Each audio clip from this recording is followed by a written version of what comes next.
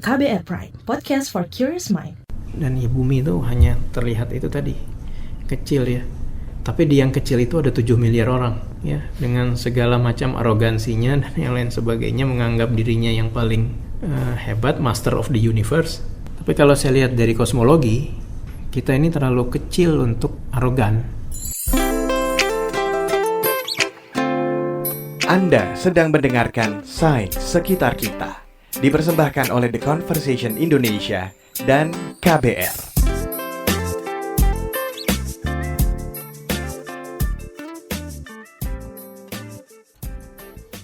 Halo, kita ketemu lagi di Sains Sekitar Kita. Kita sekarang ada di season kedua dan kita masih ngobrolin tentang peneliti-peneliti Indonesia.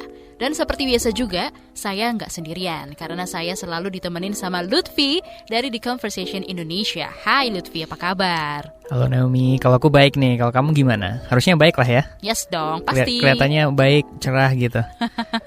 BTW saat kita rekam podcast ini ya, kita ini udah di penghujung tahun 2020 nih. Ini tahun yang luar biasa banget nggak sih? Luar biasa karena banyak liburnya. Oh enggak kerja tapi dari rumah lebih baik kayak gitu ya. Tapi bener sih, COVID ini yang paling berasa Lutfi, karena banyak banget yang meninggal, kemudian ekonominya ambruk, orang-orang juga kehilangan pekerjaan. Ya prihatin dan sedih deh pokoknya. Untungnya ada kabar baik di penghujung tahun, yaitu dengan datangnya vaksin. Harapannya sih ini bisa mengakhiri pandemi ini juga ya. Gila, bener banget Naomi. Ditambah lagi nih dampaknya pada keadaan ekonomi, terus kesehatan mental dan lain-lain. Itu apa ya, stressful banget gak sih? Banget. Nah, tapi tau gak sebenarnya nih masalah pandemi COVID di tahun yang luar biasa chaotic ini dan luar biasa challenging ini, itu gak terlalu ada artinya loh kalau dibandingkan dengan dalam konteks skema alam semesta yang lebih besar gitu, atau the grand scheme of things gitu. Misalnya nih ya, bayangin nih, kamu tau gak kita ini spesies manusia itu sekecil apa di dalam alam semesta ini? Aku kasih gambaran. Semesta ini udah 13,8 miliar tahun usianya.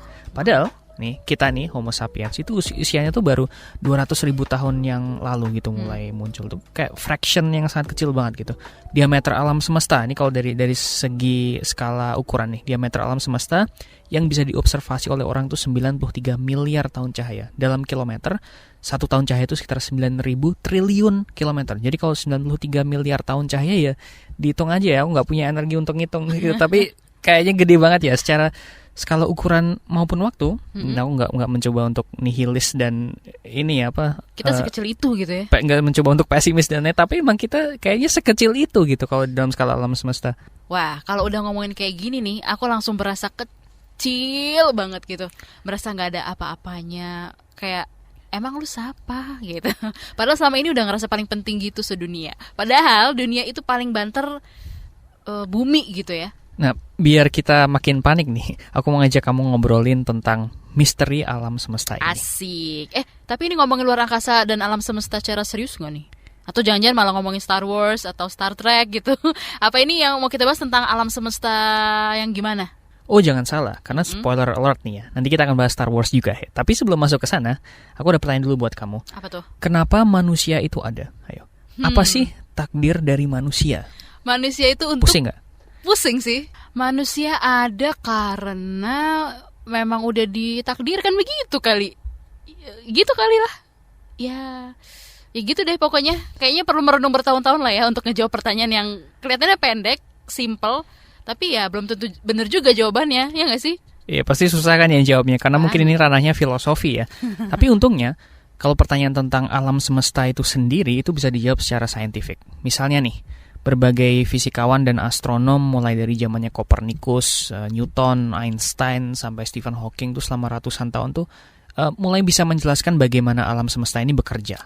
Oh gitu. Terus berdasarkan progres dari sains modern sejauh ini untuk tahu gitu, cari tahu cara kerja alam semesta, emang apa sih yang bisa dijelasin tentang awal mula, terus juga takdir akhir dari alam semesta yang kita lagi tempatin sekarang ini? Nah, now we're talking ya. Itu pertanyaannya tuh. Dan itu yang akan kita explore di episode ini. Awal mula dan akhir dari alam semesta. Dan untuk menjawab ini, kita berbicara dengan Profesor Husin Alatas, seorang theoretical physicist, atau bahasa Indonesianya peneliti fisika teori ya, dari IPB di Bogor. Saya Husin Alatas dari Departemen Fisika FMIPA Institut Pertanian Bogor. Ya, saat ini saya bekerja sebagai dosen peneliti, ya.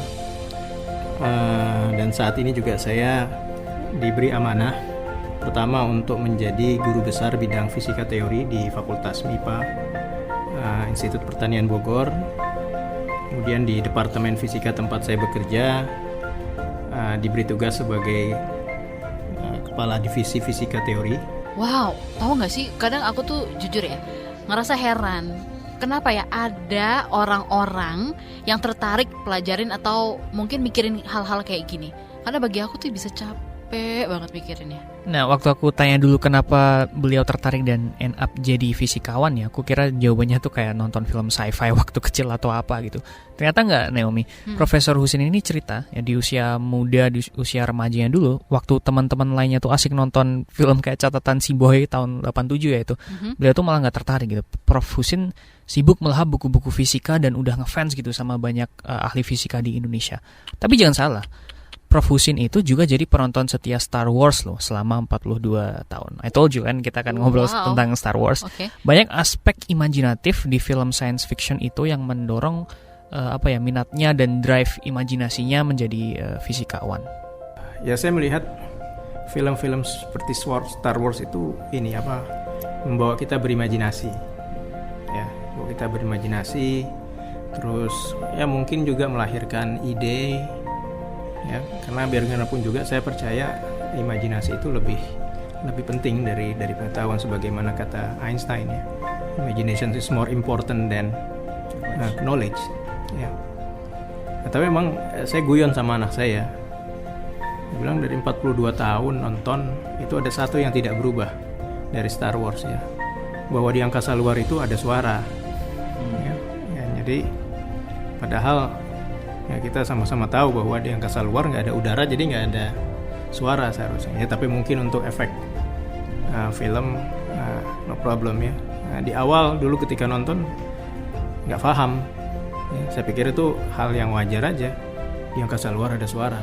Tapi setelah belajar fisika tahu kok itu salah. Wah, aku juga baru tahu kalau di luar angkasa itu nggak ada suara.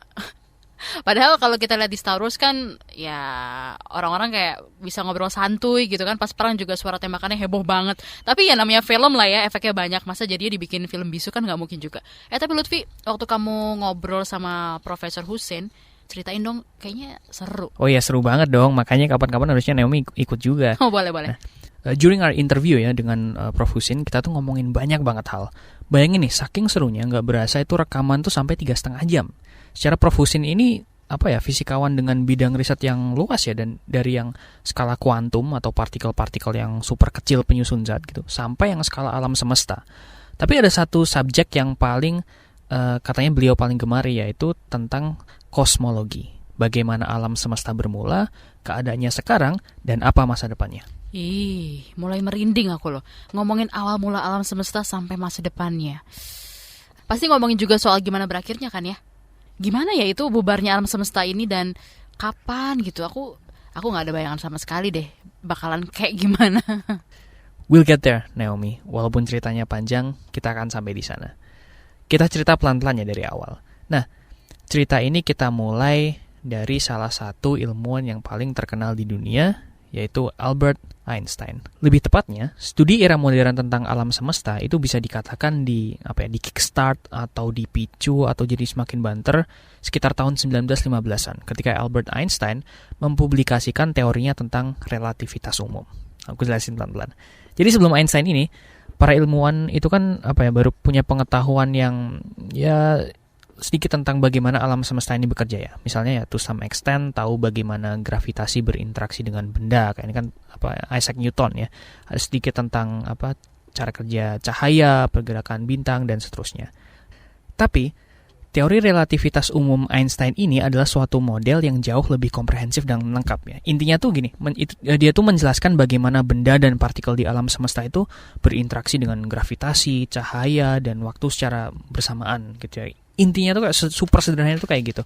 Nah, teori temuan Einstein ini mampu menjelaskan secara konsisten dan sangat indah tentang bagaimana cara kerja benda-benda di semesta. Jadi waktu ilmuwan nyocokin rumusnya dia dengan berbagai fenomena alam, itu kayak cocok banget lah, cantik banget, pas banget jelasinnya. Mulai dari orbit planet, perilaku dari galaksi, berkembangnya bintang, munculnya lubang hitam, dan tentu aja yang akan kita eksplor sekarang, yakni awal mula alam semesta. Dan teori relativitas umum ini bisa dikatakan menjadi basis dari kosmologi modern.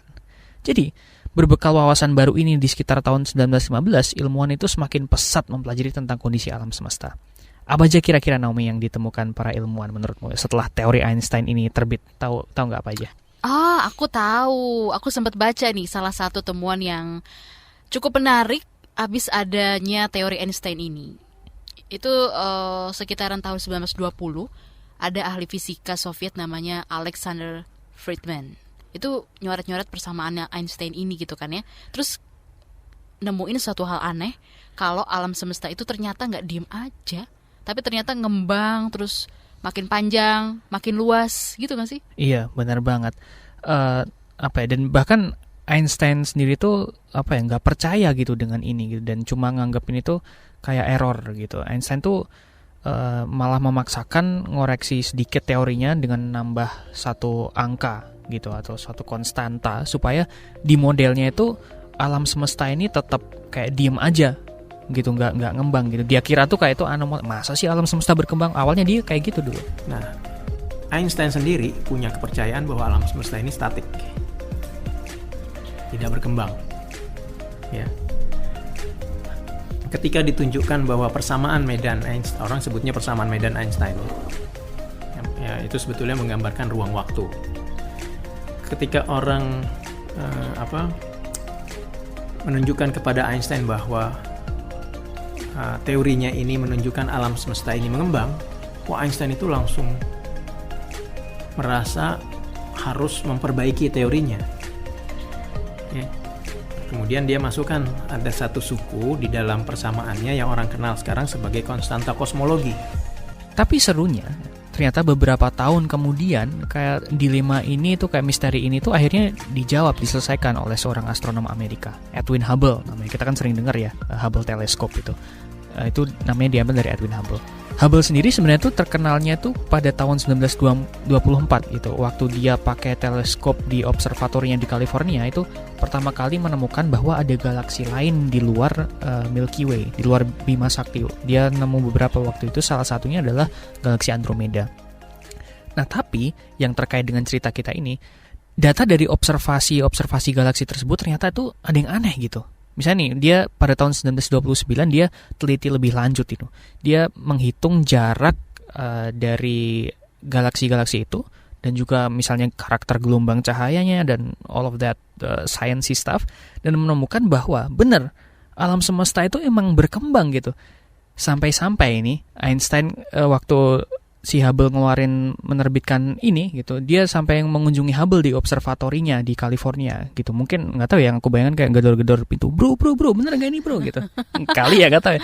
Okay. Untuk ngobrol lebih lanjut dengan Hubble, dan pada akhirnya Einstein itu benar-benar meyakini hal ini.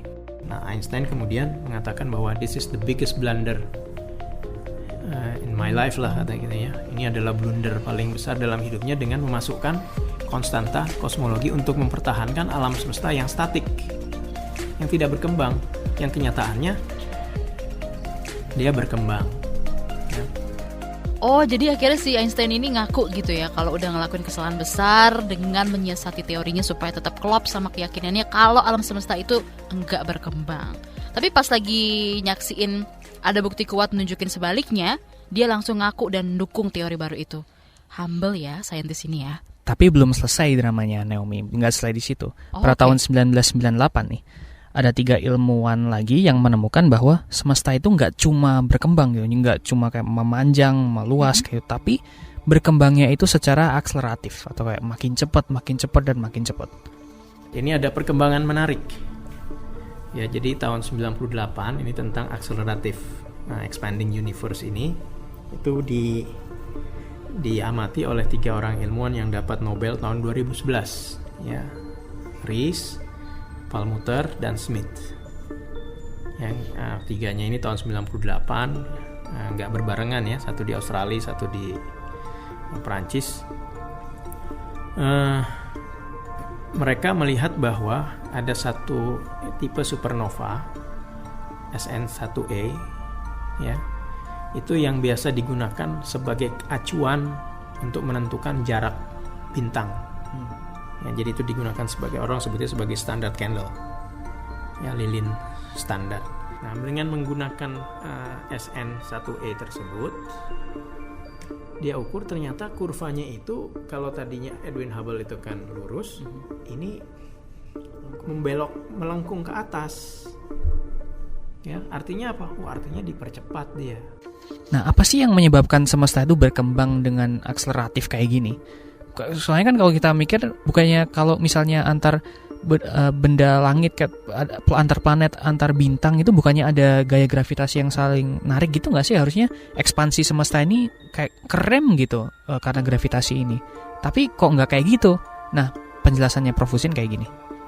Jadi bayangkan begini, kalau saya punya gravitasi di bumi, saya lempar bola, kan lama-lama bolanya makin melambat kan, satu saat akan diam balik lagi. Itu yang kita pahami. Ini bayangkan sekarang saya ngelempar bola, bolanya bukan makin lambat tapi makin cepat. Pertanyaan, apa yang menyebabkan kan? Saya lempar batu ke atas, bukannya melambat tapi makin cepat. Ya kan bingung orang. Apa ini yang menyebabkan? Karena bingung, nggak ada istilah lain ya. Apa? Dark energy. Lah, kalau alam semesta semakin lama semakin ngembang dan cepet, terus itu apa artinya? Nah, ini nih dimana kita mulai menjawab misteri tentang awal mula dan akhir alam semesta. Wow, baru mulai. Rada panjang nih ceritanya, jadi kita pelan-pelan. Nah, ada seorang peneliti fisika dari Belgia, namanya Georges Lemaitre. Bacanya gimana? Georges Lemaitre menanyakan hal yang sama nih, kayak kamu tanya tadi barusan gitu. Artinya apa sih ngembangnya semesta ini? Kesimpulan yang dia ambil itu seperti ini. Nah, tapi kemudian ada seorang kalau nggak salah, dia seorang pendeta Jesuit ya, dari Ordo Jesuit, Georges Lemaitre. Dia asal Belgia. Dia juga mempelajari apa yang dipelajari oleh Friedman dari persamaan teori relativitas. Nah, kemudian dia berasumsi bahwa alam semesta ini harusnya ada awalnya. Ya, kalau dia berkembang, berekspansi, berarti kan mulanya kan dia kecil. Ya, kemudian dia mengembang, berekspansi. Dari situlah berspekulasi, pasti ada suatu origin di mana ada alam semesta itu ketemu di suatu saat di lampau, itu alam semesta itu kecil. Sebentar, jadi ternyata Georges Lemaitre ini yang disebut-sebut sebagai pencetus Big Bang Theory atau teori dentuman besar kan ya, yang nyebutin kalau peristiwa ledakan dahsyat itu nyebabin terbentuknya alam semesta. Iya, benar banget. Itu yang kita maksud sekarang dengan Big Bang Theory. Tapi dulu ada cerita lucu nih, Naomi, kenapa bisa akhirnya disebut The Big Bang Theory itu gitu. Jadi waktu pertama Georges Lemaitre ini menawarkan konsepsinya ya, kayak alam semesta kalau ngembang berarti ada titik awalnya dong. Itu dia kayak dikomentarin secara sinis gitu sama seorang astronom Inggris namanya Fred Hoyle gitu. Kayak dia bilang, masa sih kayak gitu, kalau misalnya ini awalnya kayak titik gitu, terus tiba-tiba ada ledakan Big Bang, terus tiba-tiba semua jadi meluas gitu. Niatnya dia kayaknya ngeledekin gitu. Tapi waktu orang-orang dengar tentang istilah yang dia buat ini, Big Bang teori, orang kayak malah jadi, oh ini asik ya kalau dinamain Big Bang gitu, kayak nama itu kayak catch on gitu. Jadi secara ironis, Fred Hoyle yang menentang Big Bang teori ini memperkenalkan istilah Big Bang teori kepada masyarakat gitu. Oke. Nah, teori Georges Lemaitre ini, Big Bang teori ini, seiring berpuluh tahun dan berkembangnya sains, itu semakin dikonfirmasi gitu bahwa ya beneran ini awal mula semesta. Misalnya ya, para ilmuwan mempelajari radiasi, sisa-sisa Big Bang yang tersebar di luar angkasa, dan banyaklah metode lainnya. Salah satu hal yang juga ditemukan, yang menurutku cukup menakjubkan juga misalnya, adalah bahwa saat Big Bang ini terjadi, kayak titik kecil terus tiba-tiba Big Bang itu, semesta ini mengalami inflasi, kayak ekspansi perkembangan yang luar biasa cepat dalam waktu yang luar biasa singkat. Ya, termasuk bahwa ada indikasi kuat alam semesta itu setelah Big Bang ya, di T10 pangkat minus 35 detik, bayangin ya, di waktu 1 detik dibagi 10 pangkat 35 detik atau 10,35 itu 1 dengan 0,35 di belakangnya. Ya, setelah itu terjadi inflasi. Langsung dari titik kecil banget langsung besar. Gitu. Ya, langsung besar terjadi inflasi. Nah, si MB itu mendukung teori tersebut. Ya. Nah, ditambah tadi kan di awal saya udah katakan bahwa umurnya 13,8 miliar tahun, tapi kok diameternya 93 miliar tahun cahaya. Ya. Jadi ibaratnya gini, saya melihat ada orang umurnya 5 tahun, tapi tingginya sudah seperti Shaquille O'Neal misalnya. Ya, kan nggak masuk akal. Ya, satu-satunya penjelasan yang masuk akal adalah ketika habis dia lahir tiba-tiba dia inflasi besarnya. Ya, kan kalau misalnya dia tidak ada inflasi kan masa umur 5 tahun sudah sebesar Shaquille O'Neal kan nggak mungkin. Anda sedang mendengarkan Sains Sekitar Kita, dipersembahkan oleh The Conversation Indonesia dan KBR.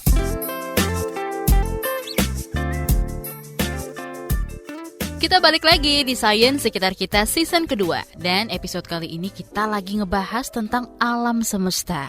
Ada Lutfi juga di sini. Kita lanjut lagi ya Lutfi ya. Siap, lanjut. So now we've established bahwa dulu semesta ini dimulai dari titik kecil. Ya kan, lalu terjadi Big Bang, dan sekarang semesta berekspansi dengan cepat banget. Terus pertanyaannya sekarang Naomi, gimana sih akhir dari alam semesta ini? Kalau misalnya ini kayak ekspansi ini terus-terusan, terus ujung-ujungnya kayak gimana? Menurutmu gimana? Mungkin kayak di film Armageddon gitu nggak sih? Atau film 2012? Armageddon tuh yang meteor itu bukan sih? Yang Bruce Willis itu? Iya, yang Bruce Willis. Oh, enggak tahu ya. Yang lagunya gitu Aerosmith. I don't wanna close my eyes and smile for me. No, bukan itu. Tapi, ya kan? Tapi kenapa jadi sidetrack gini ya? Nggak apa-apa, anyway, nggak apa-apa. Nah, itu pertanyaan yang aku juga tanyakan ke Prof. Husin juga nih. Proposal dari kayak alternatif teori-teori dari komunitas peneliti ini cukup beragam gitu. Karena kan tergantung dari banyak hal ya. Misalnya kayak bentuk dari alam semesta ini sebenarnya gimana, kecepatan ekspansinya itu sebanter apa tepatnya. Jadi kayak banyak teorinya. Tapi salah satu teori yang paling populer itu mengatakan bahwa kalau semesta terus berkembang, maka bahan bakar yang dibutuhkan bintang untuk menyala itu semakin dikit, karena kan semakin kayak meluas gitu, kayak materialnya semakin stretched out gitu. Terus yang tersisa nanti cuma benda-benda kayak lubang hitam, bintang-bintang yang mulai mati, sampai akhirnya semesta itu menjadi sangat dingin dan hampa. Ya, yang orang perkirakan kalau misalnya memang terus berekspansi, ya lama-lama suhu alam semesta ini akan terus turun. Ya, nanti kita akan berakhir pada yang namanya Big Freeze. Ya, Big Freeze itu artinya ya nggak ada lagi kerja. Ya sudah, alam semesta mati aja, mati dalam kedinginan. Ya itu kalau dia terus berekspansi. Ada juga nih teori lain yang mengatakan bahwa kalau semesta itu ekspansinya nanti bisa berhenti, kayak for some reason gitu, nanti gravitasi di alam semesta itu akan narik balik semesta itu narik kembali ke titik kecil semula gitu, kayak awalnya ngembang terus tarik lagi jadi kecil. Ini dinamakan dengan teori the Big Crunch. Itu di satu sisi. Di sisi lain, satelit yang tadi saya bilang, satelit Planck, ya itu mulai memberikan indikasi bahwa alam semesta ini awalnya dulu tidak datar. Apa alam semesta tidak datar? Kalau misalnya saya tembakkan cahaya tadi jalannya lurus saja. Tapi ada indikasi bahwa alam semesta dulu itu melengkung. Ya. Nah, asumsi yang dibangun di kosmologi modern sekarang adalah alam semesta ini datar secara global. Ya, secara large scale, struktur besar itu dia datar. Kalau apa yang diungkapkan oleh Planck ini ternyata benar, alam semesta dulu itu tidak datar, ya maka skenario akhir dari alam semesta itu adalah Big Crunch. Ya, dia akan kembali seperti awal dari sebuah singularitas, akan berakhir menjadi singularitas lagi. Oke. Ya, tapi ini masih spekulasi, datanya masih terlalu too early to say.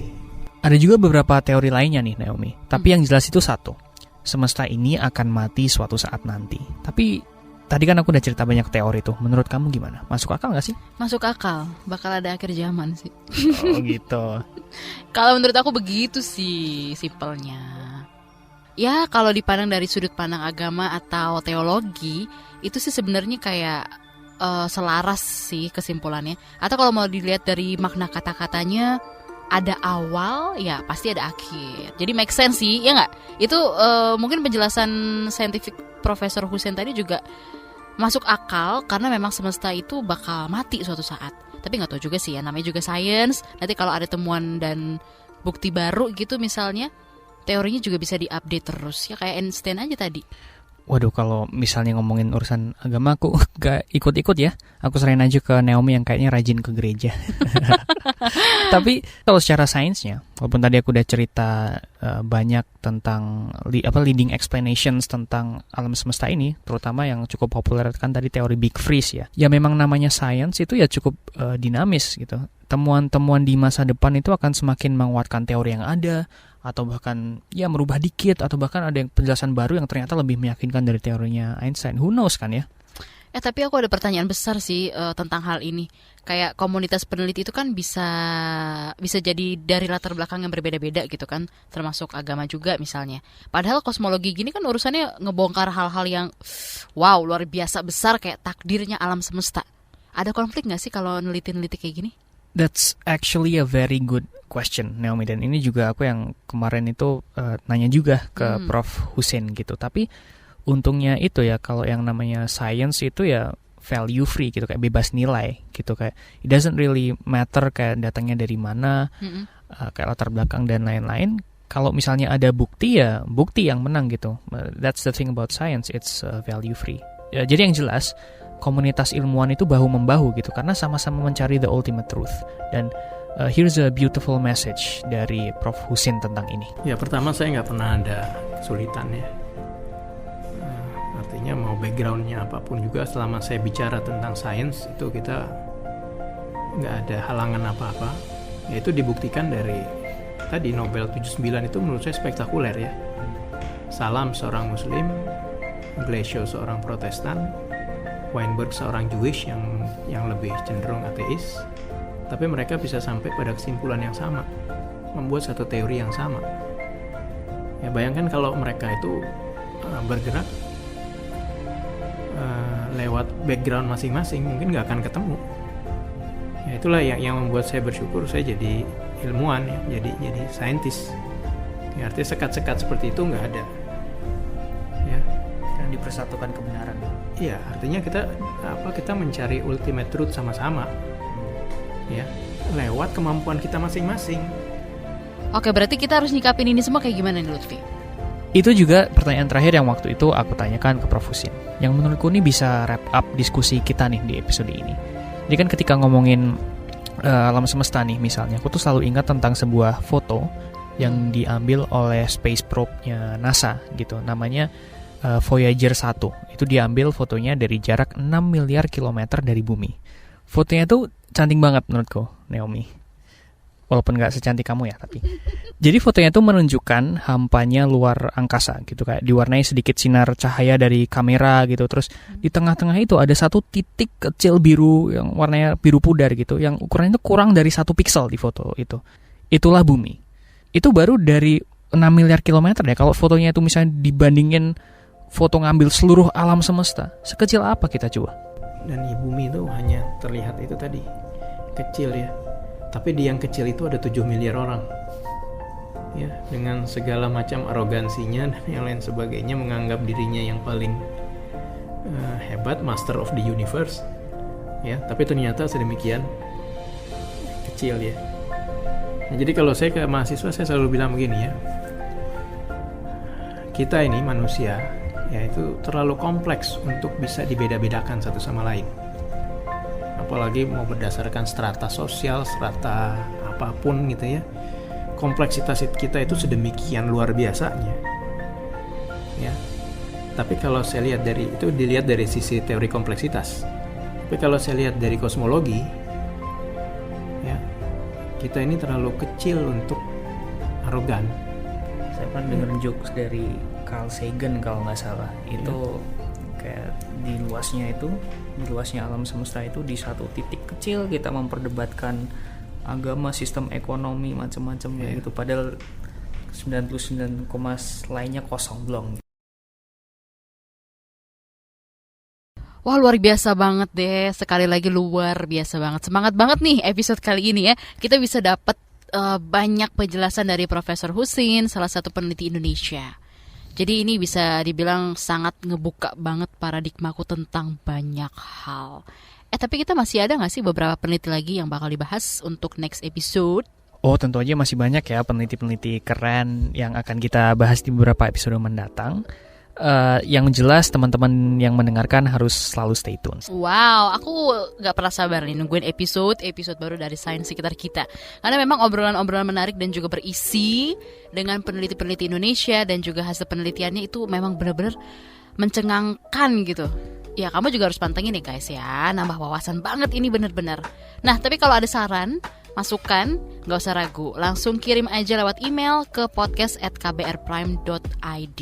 Saya Naomi. Dan saya Lutfi. Undur diri.